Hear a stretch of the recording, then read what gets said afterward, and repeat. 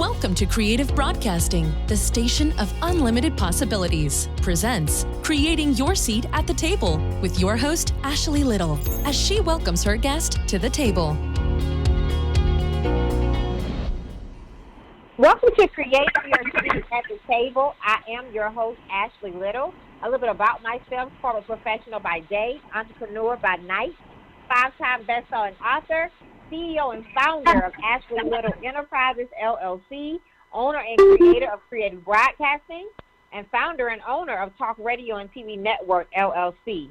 Tonight, we have an amazing special VIP guest by the name of Narcisse Burchell. Narcisse Burchell, CEO of Coffee Time Hustle and the founder and EIC at Grown-Ass Black Woman, named one of the top 25 African-American millennial publicists in Huffington Post.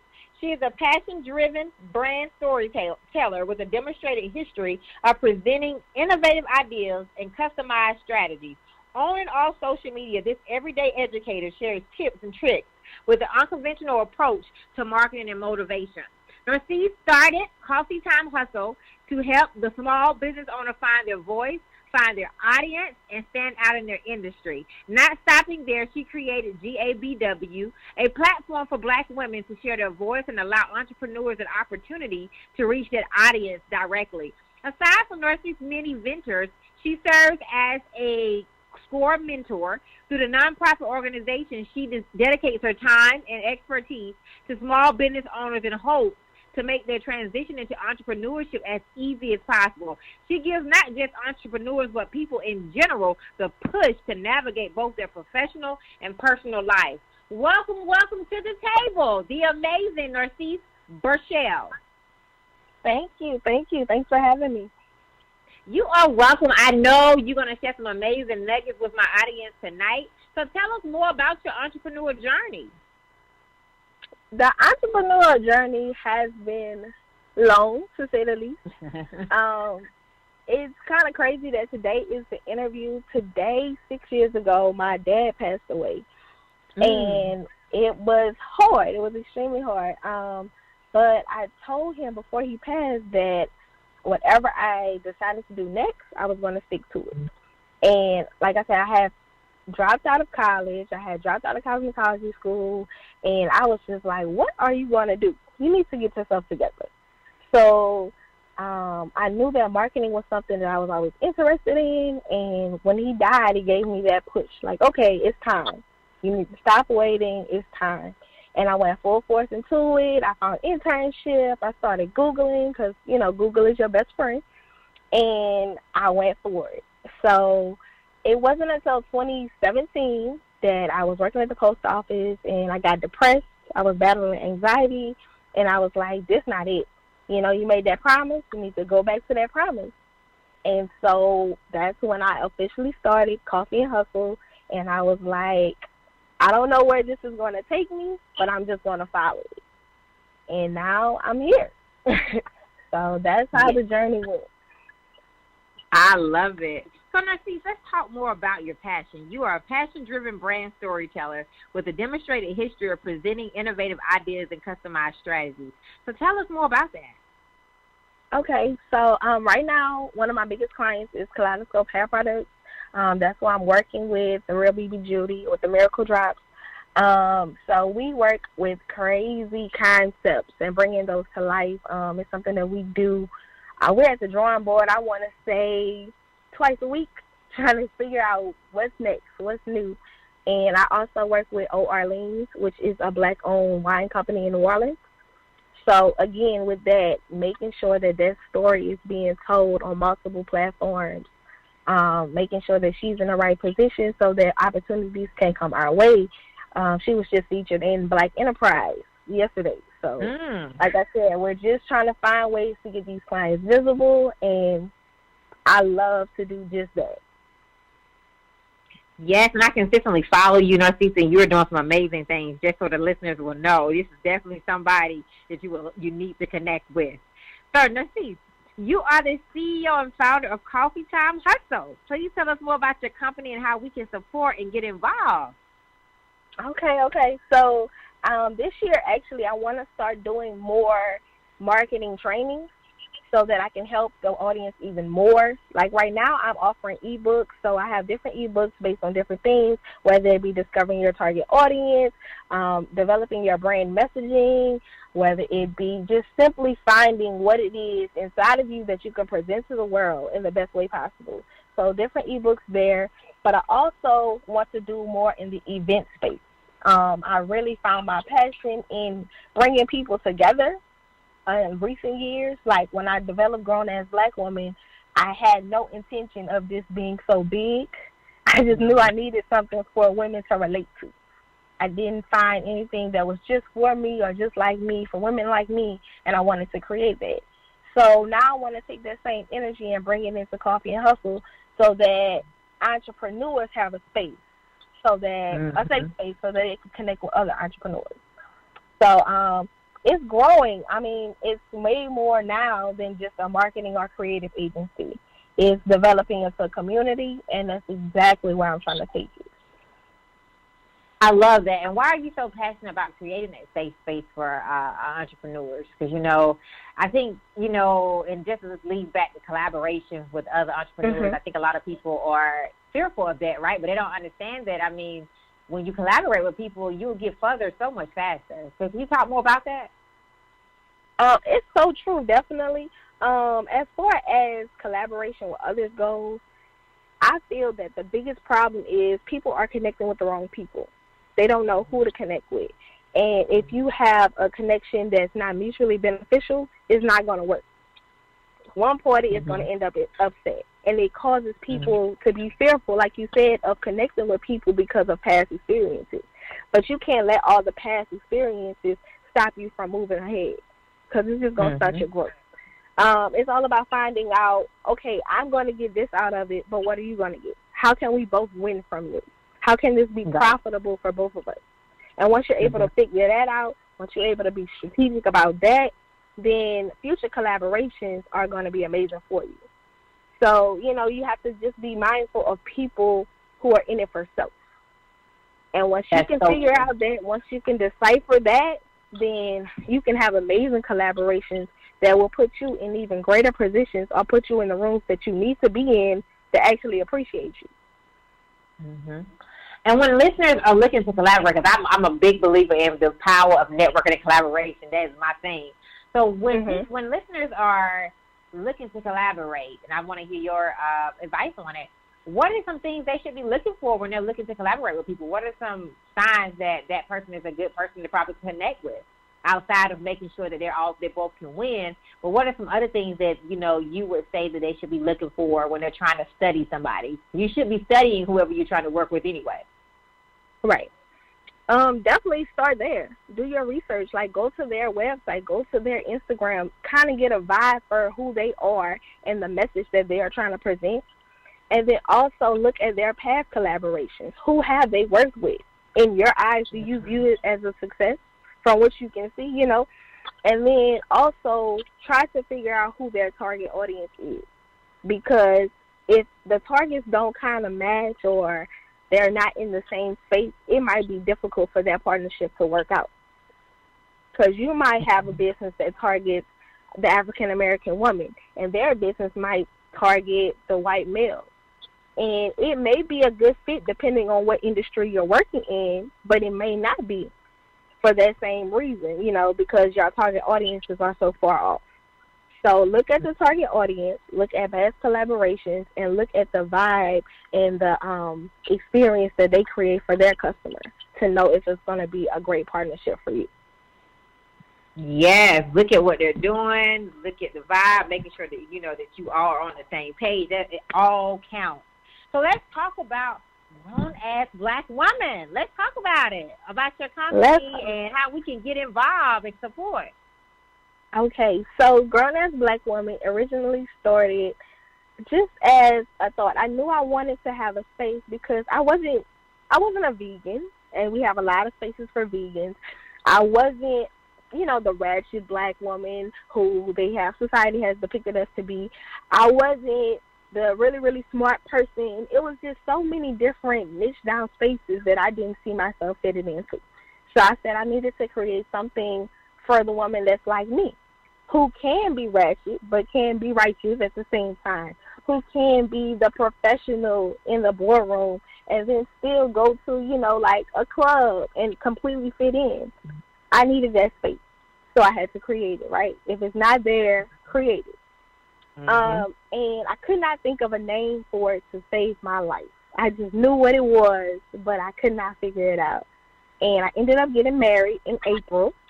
And when I said I do, that's when it hit me. Like, wow, it's real now. You're a grown-ass black woman. And I'm on my honeymoon, and I'm just like, you know what, let me just write this down so I don't forget it. And let me just get back to work, because when I get off this honeymoon, it's going to be magic. I'm going to grow this thing out, and it's going to be the safe that women could come to and be themselves. Like, my vision for it is to just come here. You don't have to be the entrepreneur here. You don't have to be the wife here, the mom. You can just snatch that wig off and be yourself. And it's just growing. So how to support it, come to a meetup. I'm trying to go to different cities and do meetups. You can buy T-shirts. I have merchandise available on the site. Or you can just join our Facebook group, because we're there and we're there to listen. We're there to share and just help other women get through things that they might be experiencing but don't know who to talk to about it.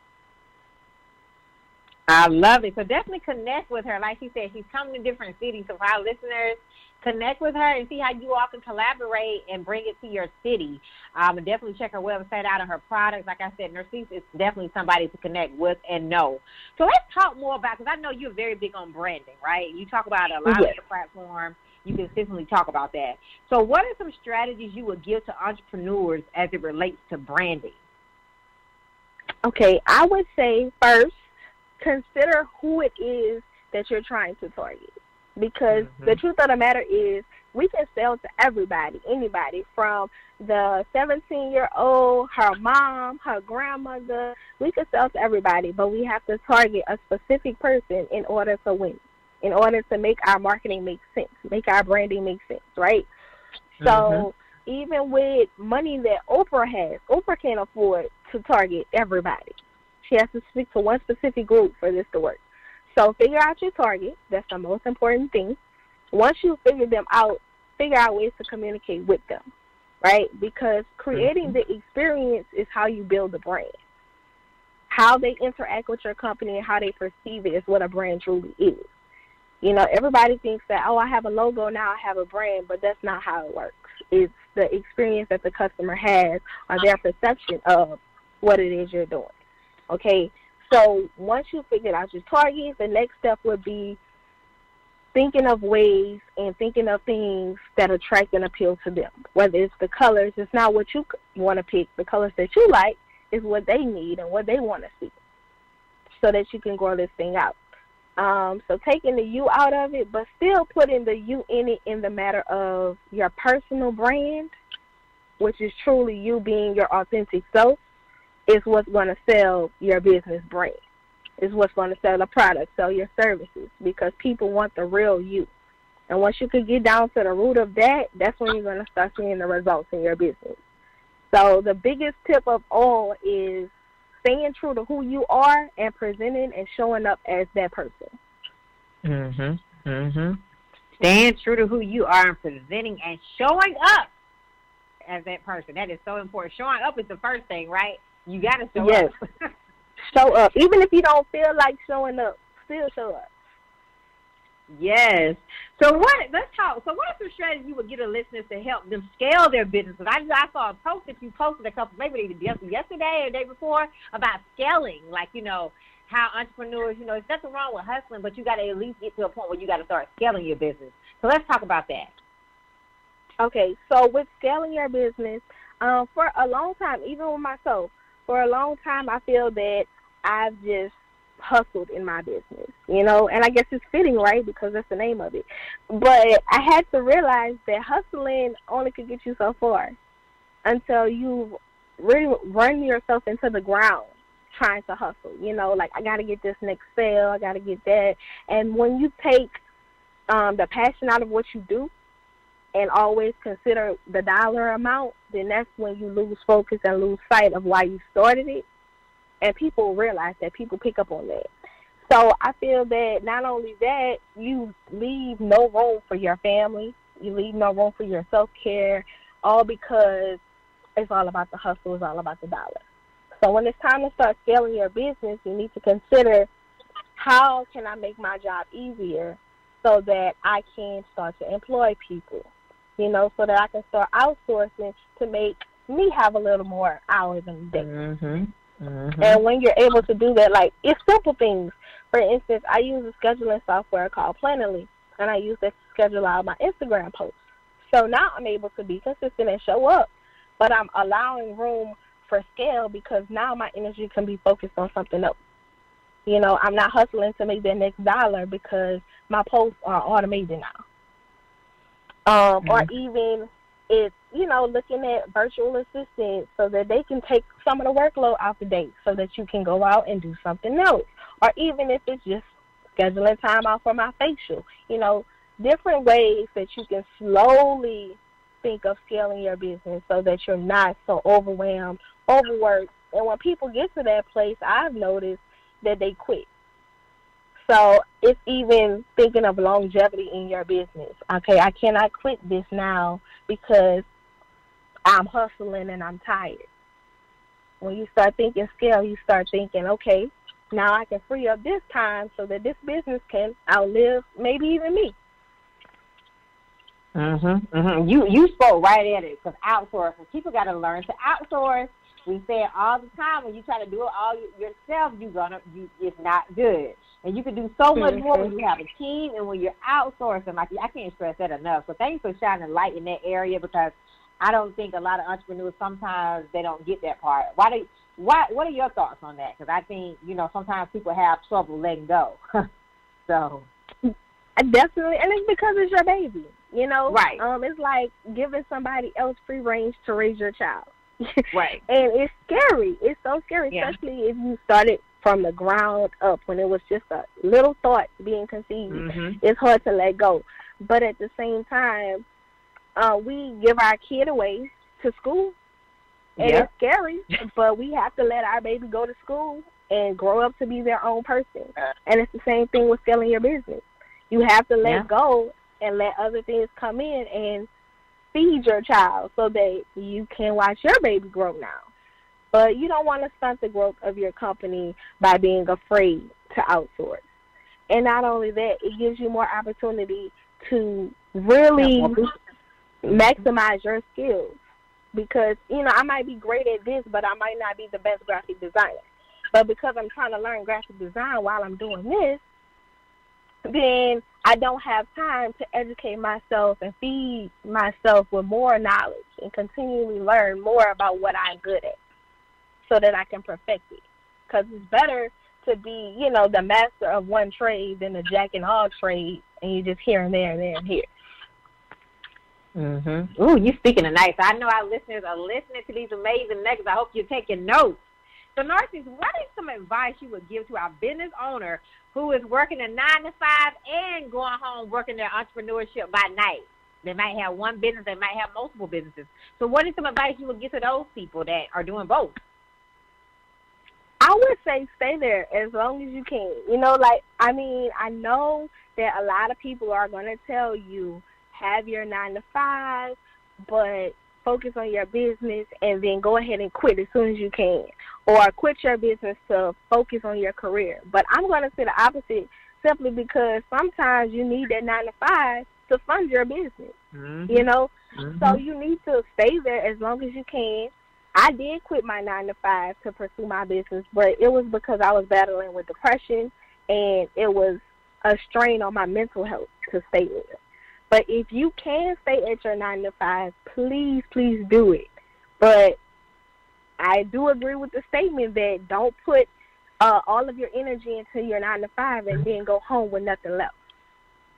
You got to find that balance there. You have to maintain them both, but use that 9-to-5 to your advantage.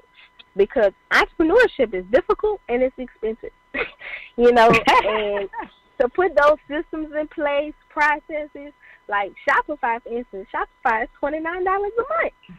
And if you don't have any money to do these things with, then your business is not going to grow. So stick around, but make sure that you're not giving them all that you have. Make sure you're saving something for yourself. Yep, make sure you're saving energy for when you get home after that 9 to 5 to work on your own goals. And drink a lot of coffee. Yeah, look, and water. I love it. So, Narcisse, this has been amazing, by the way. So, I asked all of my guests this question, and I know that you have built multiple tables for yourself. So, how did you create your seat at the table? I think I created my seat by having more faith than I had fear. You know, I was scared to do this. I was scared to hop into it, to jump into this pool of passion, right? But I knew that there was going to be an amazing outcome if I can just stick to it. So I would say, you know, do it even when you're afraid. That's how you create your seat at the table. You know, and don't take no to so offensively. You know, a no right now is not a no forever. Somebody might tell you no now, but 2 years down the line, they might be looking at you like, hey, I need to hire you. Or, hey, you know, I know you had sent me this proposal, but I wasn't in a position to be able to hire you then. I'm ready now, and I want to pay you 2 times what I could have paid you then. You know? So don't be so discouraged by a no. Or no's might even be helping you to protect you from, you know, whatever it is that's over there that you can't see. Absolutely. Do it afraid, do it scared, just do it, just get started. And I think a lot of people, they wait till things are perfect. You can't. Just do it. It all falls in place. Just do it, take the risk, take the jump. Yep, just do it. Google is your best friend. I say it all the time. Google it. Right. Right. And I do want to touch on this because I know that you speak on this too. You know, when it comes to investing in yourself for your brand and for you get into the next level, you can't just watch free YouTubes and Google it all day, right? You got to invest in yourself too. You eventually got to put some zeros behind it. So let's talk more about that for our entrepreneurs who wants to free everything. You have to invest in mentors and coaches and things to help you get there. You're not going to be able to get to the most potential that you could be. So could you talk more about that? I mean, I guess that really goes back into scaling. You know, if you really want to scale and grow this thing out, you're going to have to make the investment because you can do it yourself. You can Google it. You can pay the cheaper person to do the job, but you're going to end up shelling out even more money trying to fix it after you've broken it or after you went the cheap route. You know, and I made a post before talking about how I needed me some new headphones, right? And I knew I needed new headphones, but I was afraid to make the investment to get those headphones because I did not want to see that $25, you know, get away from me. I needed that because, like I said, entrepreneurship is hard. So I didn't want to let go of that $25, and I bought the $5 or the $10 headphones, but they broke that same day. So had I made the investment and purchased the, you know, the more expensive headphones, I wouldn't have to go back and rebuy them now. So now I've spent double what I was going to pay initially. So it's always best to make that investment in yourself the first time around instead of having to go back and double that investment later. So true. So I hope our listeners are listening. Invest in yourself. It is worth it. So what did failure teach you on your journey? Failure really taught me, well, let me phrase it back. When I look at failures that I have seen in the past, I look at them now as not to be failures but learning experiences. You know, in that moment, it felt like I failed. In that moment, I felt like, you know, I don't understand why this is happening to me. But now looking back at it, it's like I had to fail at this so that I can succeed now. So that this can happen. This can fall into place. So I'm so grateful for my failures. You know, somebody told me before, I'm so happy. I mean, I'm so sad that you had to go through what you went through. And I'm like, but I'm so happy, though. Because had I not gone through that, I wouldn't be able to deal with certain things that come my way now. Like, all my failures make me stronger so that I can be a better person, so that I can be a better business person, so that I can be a better friend, wife, mother. All of these experiences had to shape me. So I think everybody should be looking at their failures, just, analyzing them. How did this make me better?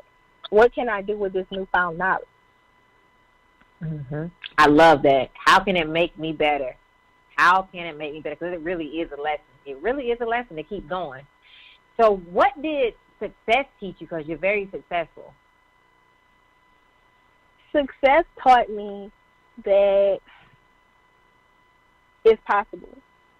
Mm-hmm. Like, we look and we see other people so successful, and we want that. We want to achieve that.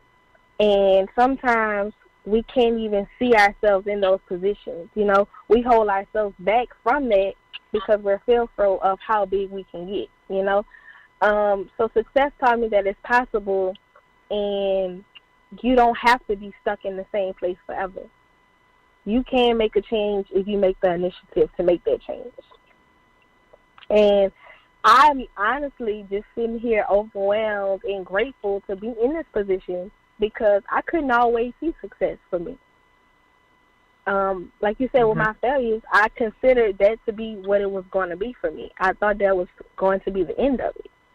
And now looking at where I am now, I still don't feel like I've achieved the level of success that I would like to see for myself. So I'm constantly, reaching that and reaching for that. But I still have some work to do, So I want people to look at me and be inspired by my success, but I also want them to look at me and say, I can do that for myself, because she was a regular person just like me.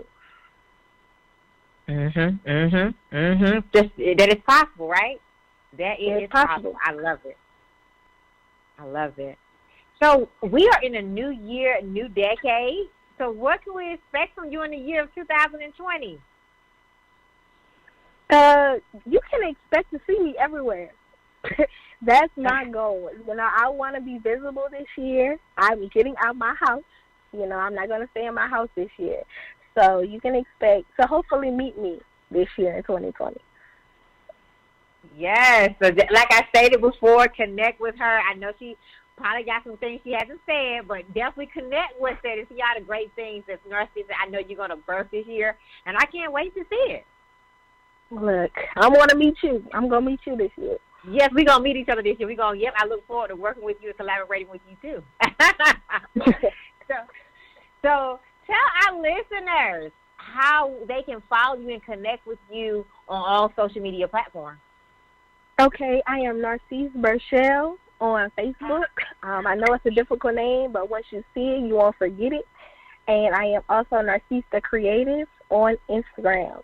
So look for those things. Follow me. I'll follow you back. And we can stay connected this year.